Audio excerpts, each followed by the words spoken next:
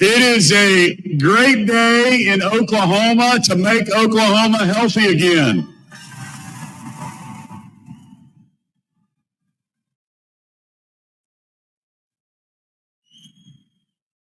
I love the spirit behind the MAHA movement.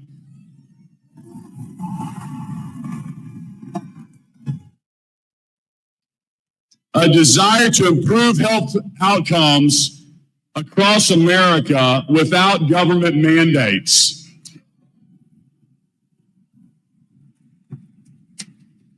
And I want to first thank all of you for coming out and help celebrate and announce making Oklahoma healthy again.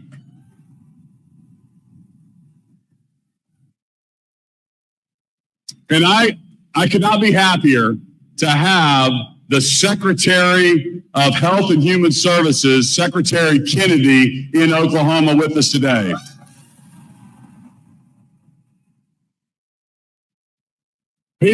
Secretary Kennedy, let me just tell you. Okay, I went to the White House. We were having dinner there at the beginning of this year. So President Trump's first big black tie dinner of his new presidency. All the cabinet secretaries were there, all the governors across the country. And I'm just telling you, the coolest person there, the person with the it factor, I came home and told all of my team, was Bobby Kennedy. Ladies and gentlemen, Oklahomans, put your hands together for Secretary Bobby Kennedy.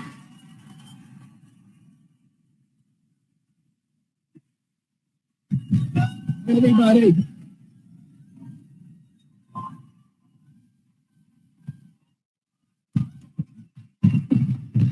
Thank you, everybody. I am so thrilled to be here with Governor Stitt today to, make these momentous announcements that are going to make Oklahoma healthy again. Oklahoma is 47th in health in the United States, and that's not a good thing. I'm hoping that when Governor Stitt leaves office in many, many, many years or decades, that Oklahoma will be doing much better. We're all concerned about what's happening particularly to our children's health in this country. We now have when I was a kid, we had the healthiest children in the world. And today we have the sickest children in the world. When I was a boy, when my uncle was president, I was a 10-year-old boy, and we had 3% of Americans had chronic disease at that point. Today, 60% had chronic disease. The obesity rate was 3% in the United States, and today it's about 50%. In Japan, where they don't allow children to eat processed food in the school, it's still at 3%. So, I read a report the other day that 15 years ago, there was virtually zero diabetes in China. And today, 51% of the adult population is diabetic or pre-diabetic. And part of the reason for that is they allowed 20,000 fast food joints in China, and they brought in American processed food. So we need to do something different. When I was a boy, the typical pediatrician would see one case of juvenile diabetes in their lifetime. Today, 38% of teens has diabetes or pre-diabetic. So one out of every 3 kids who walks through his office door is diabetic or pre-diabetic. In 1970, the largest epidemiological study ever done anywhere was done in the state of Wisconsin, where they looked at 900,000 kids looking for autism, and they knew very well what autism looked like. They found 3 children in the state. The autism incident rate at that time was 0.7 per 10,000, so less than 1 in 10,000. Today, 3 weeks ago, we released our latest numbers. 1 in every 31 kids has an autism diagnosis. And the numbers are actually probably much larger than that. because California, which is the best system for capturing autism incidents, has an autism rate of 1 in every 19 children, 1 in every 12.5 boys. This is unsustainable. By 2030, it's going to cost us just for autism $1 trillion a year. For diabetes, we're already at about $1 trillion a year. For mitochondrial disorders, it's affecting adults as well as children. 2 years ago, they reclassified Alzheimer's as type 3 diabetes because of the impact that food is having on our mitochondrial system. So we need to do something better in this country. When my uncle was president, we spent zero on chronic disease in this country. There weren't any treatments. Today, we spend $1.7 trillion, and it's rising. Those expenditures are rising at 2% faster than our economy. This is an existential threat to our country in every way. Our national security. 75% of American kids cannot qualify for military service. The fertility rate is plummeting. Teenage boys today, American boys, have half the testosterone of 65-year-old men, half the sperm count. Our girls are reaching puberty 6 years early. So we have to do something different. And, I came into this campaign saying, we've got to do something. I had 11 brothers and sisters, and I had about 70 first cousins. I never saw a case of diabetes. I didn't know anybody with a food allergy growing up, with a peanut allergy. I didn't know anybody who had autism. And I was at the spear tip of the movement for rights for people with intellectual disabilities. My aunt, Eunice Shriver, started Special Olympics. I worked in Special Olympics when I was 8 years old as a hunter and a coach before it was even named Special Olympics. It was called Camp Shriver. And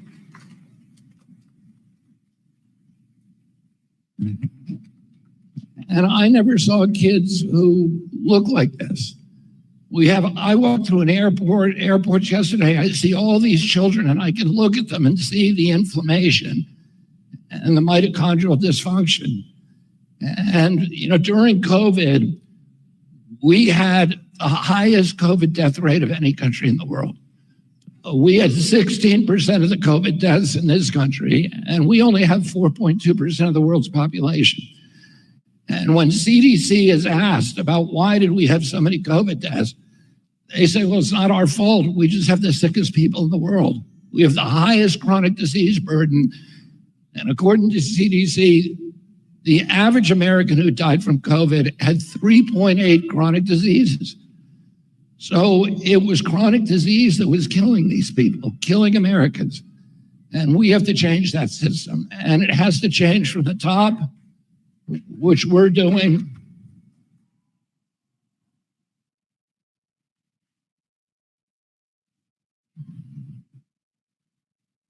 But the real changes have to come from the grassroots, from local leadership, from individual Americans who are taking responsibility for their health.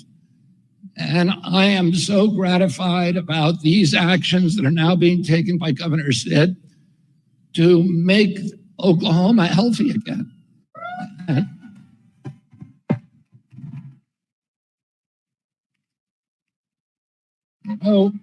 With the SNAP waivers, people say, well, aren't you being a nanny state? Aren't you taking soda drinks, sugar drinks, and candy and confectionery products away from the American people? And my answer to that is, if you want to drink a bottled soda, you should be able to have that right. We live in a country where we have individual freedom. The federal government should not be paying for it through taxpayer money.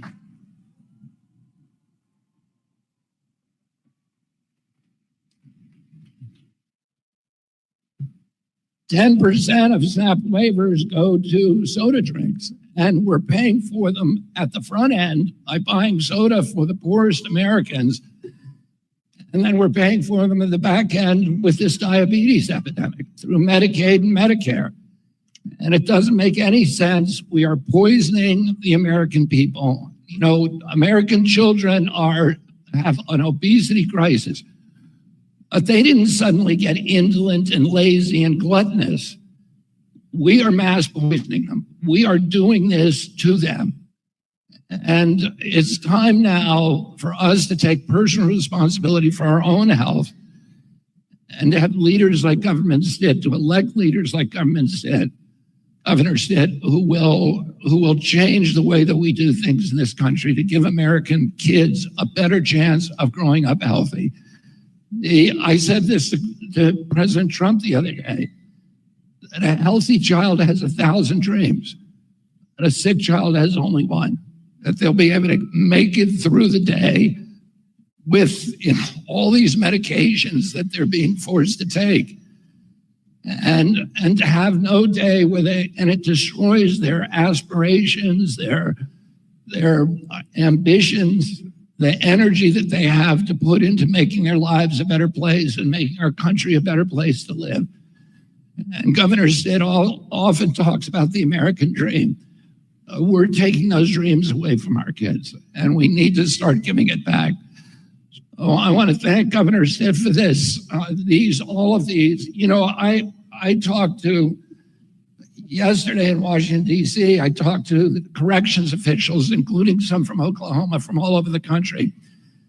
And before I went in there to give that talk, I looked at some of the data, some of the studies, and there were over a dozen studies that I found very quickly on Google that showed what happens when you change prison food. And there are studies that show that violence goes down by 38%, that assaults go down by 85%, that suicides in one juvenile facility went down 100%, the use of restraints goes down 75%. Well, when we start feeding, this food is poisoning not only our health, but our mental health as well. And, you know, we need to start giving better food to our children in our schools and give them a chance.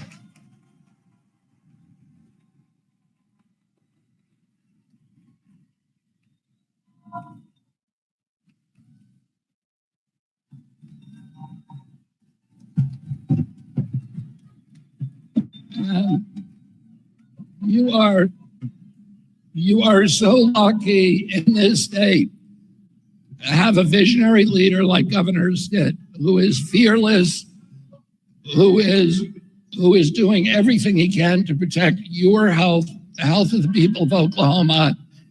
It's going to save money. It's going to give us all better lives. So thank you all very, very much for being here.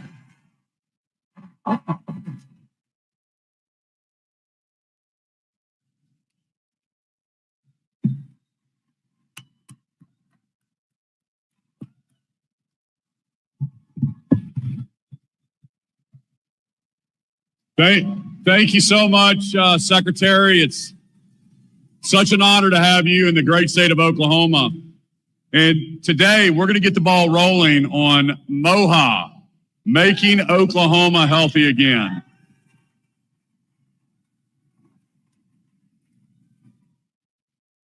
You know, I want to be top 10 in everything we do, and that is also healthy families in the state of Oklahoma. So today, I'm proud to announce that the team at Oklahoma DHS has submitted a waiver for SNAP benefits in Oklahoma. So our tax dollars are not going to continue to fund foods that are making people sick.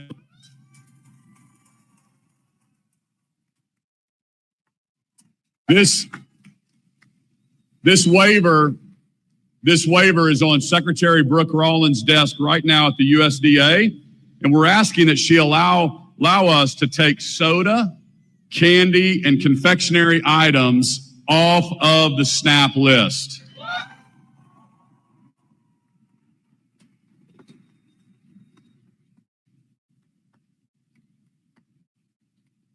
We're also going to work with the USDA to find more ways to promote healthy eating for families on SNAP benefits and to cause those dollars to go further. You know, eating healthy foods today is going to reduce healthcare spending and dietary related illnesses later on in life.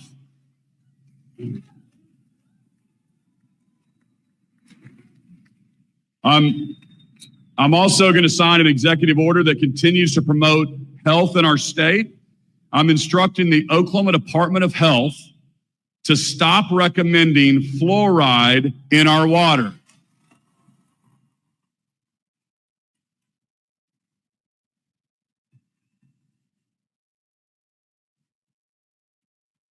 You know, cities and water districts, they can still choose to do what they want based on their constituents and the science, but it's no longer going to be a recommendation from the state health department.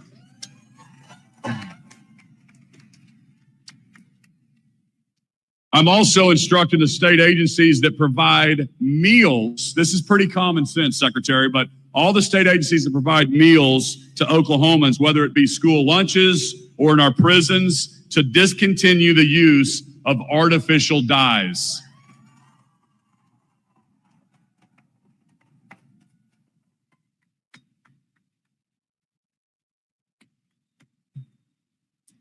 And we're going to be convening an advisory council to study and recommend other changes that can make and improve the health outcomes across the state of Oklahoma.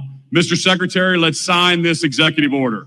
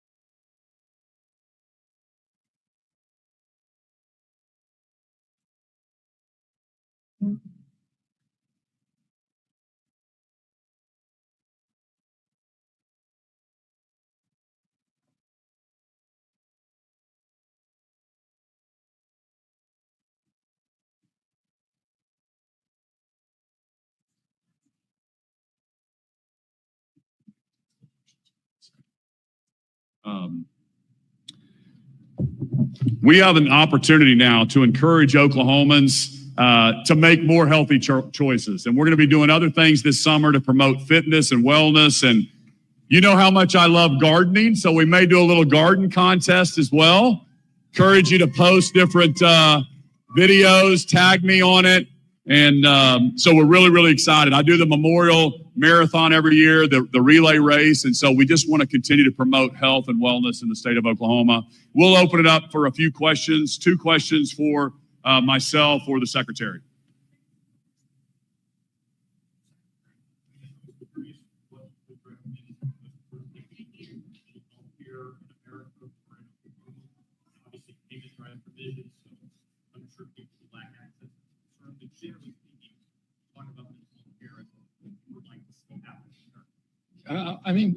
Mental health care, and particularly the issues of addiction and the epidemic that we're having now in suicide, is among our greatest priorities at HHS. And we fund services through Medicaid, through Medicare, through HRSA.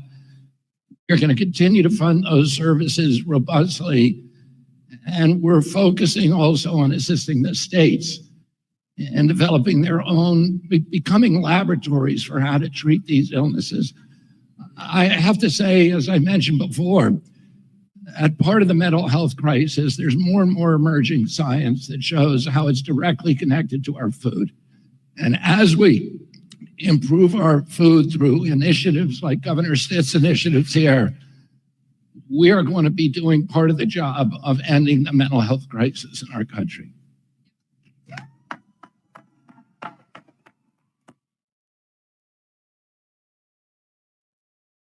Go ahead.